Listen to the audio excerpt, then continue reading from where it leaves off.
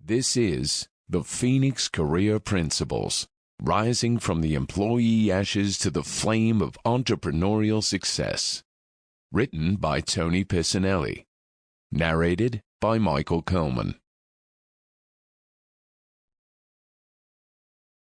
Phoenix Career Principle 1. Your career focus will either fall into the vulnerable many or rise to the essential one. Introduction. Imagine it's another Monday morning at around 10 a.m. and you called in your manager's office. Nothing to be anxious about, as it's not uncommon for you to be acknowledged for the previous week's achievement and then have the next pressing assignment placed squarely on your shoulders. As you take your seat, you notice there's no general chit-chat about your weekend. Your manager's face is pale and gray, and a printed email rests under his hands. He pushes the email toward you and informs you that it arrived on Friday afternoon. The email advises, the role of project strategy manager is to be centralized and will move from the business department into the corporate office. But there's more.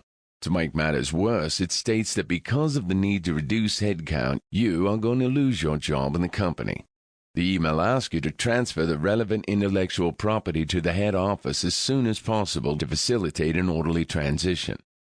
You lift your eyes to the manager's face, but he won't make eye contact.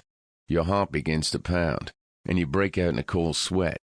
The ramifications of this simple email are overwhelming.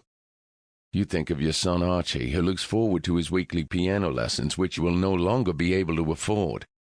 How will you break the news to him?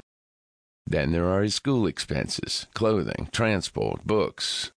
How will you continue to help build his future? Now you think about your $1,400 monthly home repayment, which you occasionally struggle to meet. Suddenly you think, how am I going to tell Nancy? Your wife will probably understand, but she'll want to know how long it will take for you to find your next job, given your age has begun to work against you. Deep down inside, you're left wondering how you will cope with the feeling like you have failed the people you cherish most.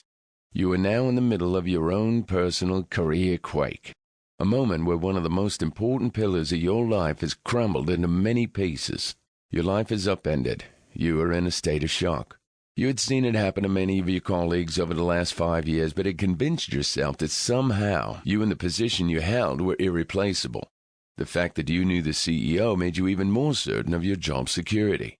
What questions come to mind as you ponder this short anecdote? I have an important one for you. My question is, are you ready for this type of loss, and do you know how you will respond? Living your purpose. Sample complete. Ready to continue?